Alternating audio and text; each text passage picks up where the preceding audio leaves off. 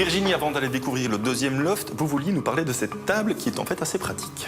Voilà, donc la table pour le moment est fixée à l'élément ici, donc l'îlot central de la cuisine, mais on peut la détacher, mais aussi on peut la longer avec un élément qui se trouve dans la pièce. Et l'élément, il est juste là, en fait, c'est cet élément décoratif. Voilà, donc ici on avait un mur nu sur lequel on a mis un grand panneau coloré, et puis on a pensé à le découper, à faire un élément qui fait la largeur de la table, ce qui permet quand on détache la table de l'ajouter et de faire une très grande table. Et de faire surtout une très grande fête. On va de l'autre côté? Oui. Et là, on va découvrir des gens qui ont pas vraiment deux mains gauches, puisque ce sont d'excellents bricoleurs.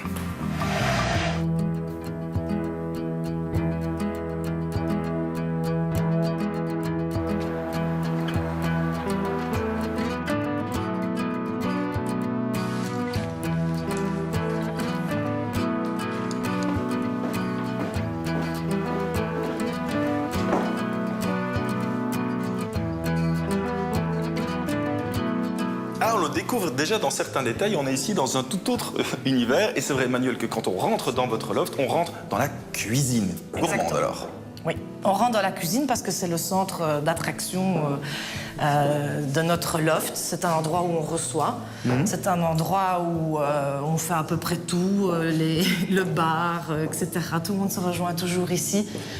Finalement, on a un grand salon, on a des grands espaces et à chaque coup, qu'on soit 4, 5, 6, on se retrouve à la cuisine. Donc c'est un endroit très très important. Mais nous, on va quand même se balader dans l'entièreté. C'est vrai qu'il y a comme ça une circulation dans cet espace. On a à peu près le double d'espace par rapport au premier loft. Et vous avez quoi? Créé des petites niches, des petites choses différentes? Alors, comme il y a une contrainte technique dans le bâtiment, c'est-à-dire qu'on a quand même une hauteur de 2 mètres. Donc, on a choisi de mettre tous les éléments assis ici pour avoir l'aspect cosy et garder la hauteur de 4 mètres autre part pour la déambulation et arriver dans la chambre. Alors, cette chambre, c'est vrai qu'elle est assez représentative de ce que vous avez voulu créer comme univers. Et ce qui est très important à dire, c'est que c'est vous qui avez tout fait. Vous avez de l'or dans les mains. Oui, nous avons de l'or dans les mains, surtout Philippe, moi un petit peu aussi. Ouais. Et voilà, mais c'est vrai que nous avons tout réalisé, aussi bien la conception que la réalisation, et voilà.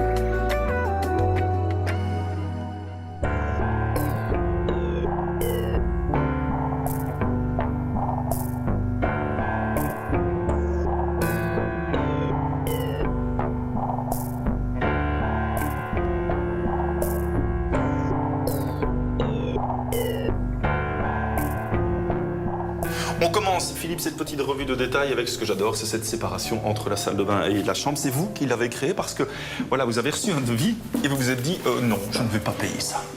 Non, voilà, on a demandé un devis pour une paroi vitrée qui devait ressembler à une ancienne serre anglaise. Oui. Et on tourne dans les 3 000, 4 000 euros facilement pour ce genre de verrière. Et là, on est à 72 euros de métal et on a 350 euros de vitrage. Mais enfin, il y a quand même plusieurs soirées qui ont été passées pour créer ceci. Ah, il faut compter qu'on est à peu près à 14 soirées. Alors, d'autres soirées ont été nécessaires en fait pour placer le bois. C'est vrai que le bois, on le retrouve un petit peu partout. Oui, en effet, on le trouve ici. On a opté pour un chêne fumé vieilli, qui est un plancher massif qui a été placé à l'ancienne, donc sur l'embourde, ce qui fait que de temps en temps, il a un petit grincement. Alors, ce même bois a été utilisé pour faire le coffrage du bain. Ce coffrage du bain qui est recoupé et donc cintré. Et on retrouve cette même essence de bois dans le vieil établi. Et on retrouve également du bois sur la table de la cuisine. Et c'est là que nous attend Virginie. Cette table, c'est un beau mélange entre de la création et l'utilisation de matériaux que l'on retrouve en grande surface. Voilà, c'est vrai qu'elle combine pas mal d'éléments. On va retrouver du mobilier de grande surface qui nous permet de faire un appui pour une table. On a le plancher dont parlait Philippe tout à l'heure qui est mis en valeur ici. On a un matériau très chaleureux. Et puis alors techniquement, on va retrouver l'acier qui a aussi été récupéré sur place pour faire le pied du bar. Et alors l'acier va encore être retrouvé sur nos sièges. On est dans des sièges de cinéma qui avaient une hauteur finalement de table normale. Et alors, il a fait une structure en acier pour pouvoir la surélever et avoir ses fauteuils à hauteur du comptoir. Vous évoquiez il y a quelques instants l'utilisation de mobilier de grande surface. C'est vrai qu'ici, on le retrouve sur une belle petite longueur. Voilà, c'est vrai qu'à l'opposé du mur qui est ouvert sur l'extérieur, on avait un mur complètement aveugle.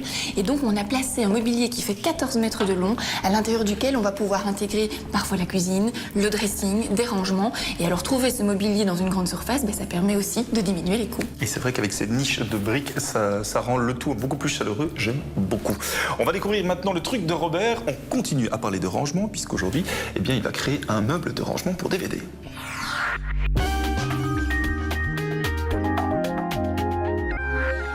Vous ne pourriez pas m'aider? Oh, mais si, je vais vous bricoler un petit meuble, bien sûr, bien sûr.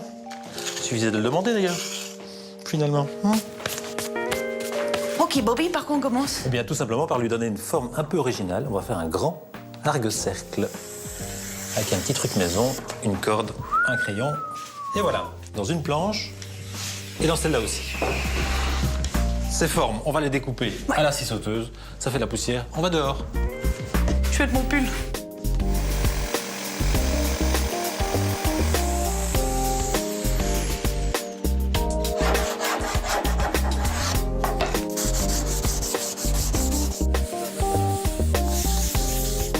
On rentre? Ben, bien sûr. Bah, c'est parti.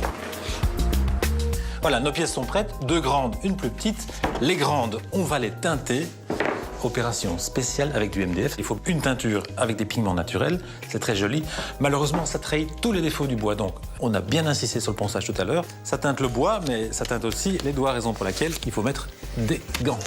Le meilleur outil pour teinter, c'est l'éponge naturelle. Je la trempe dans la teinture. Je la laisse généreusement s'imbiber.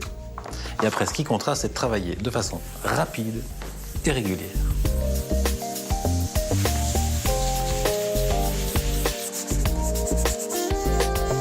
Alors, il ne nous reste plus qu'à attendre 30 à 40 minutes pour le séchage. On pourra appliquer une petite couche de vernis parce que, comme ça, c'est beaucoup trop fragile. On ne peut pas travailler les pièces.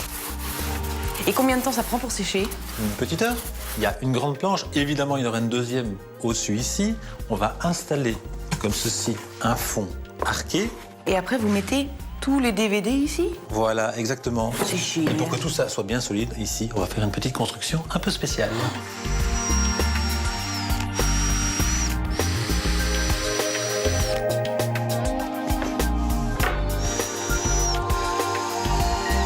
Et Chloé, ça va? Ça vous dérange pas? Non, ça va.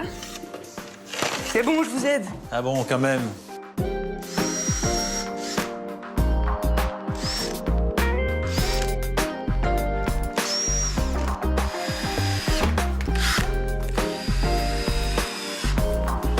À quoi ça sert, ces petits pieds? Alors ça permet de faire des reports pour bien cintrer et bien fixer le fond. La petite maison, je la mets où? Vous la posez là, parce qu'on va la fixer maintenant sur cette planche. Là-dessus? Oui, la planche du dessus, vous dites bien.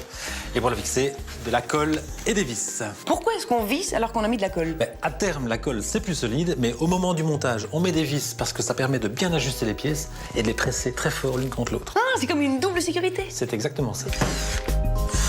Voilà, il ne reste plus qu'à positionner le bas. Un petit repérage pour les vissages de cette plaque. Savez-vous planter les clous à la mode de chez nous?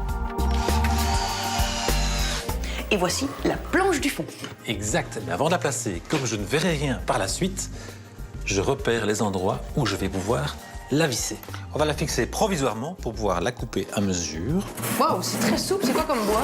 Du MDF, mais en 3 mm d'épaisseur. Oh, ça dépasse.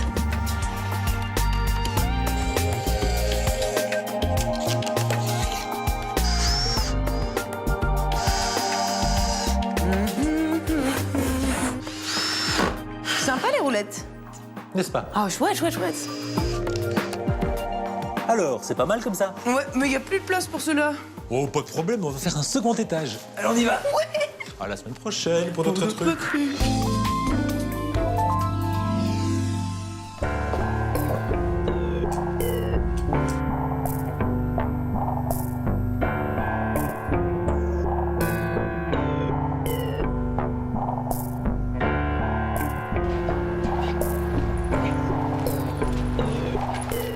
Allez, on termine cette émission sur cette grande terrasse. On se retrouvera évidemment la semaine prochaine dans un tout autre environnement. D'ici là, surtout, portez-vous bien et n'hésitez pas à embellir vos maisons. À très bientôt, au revoir.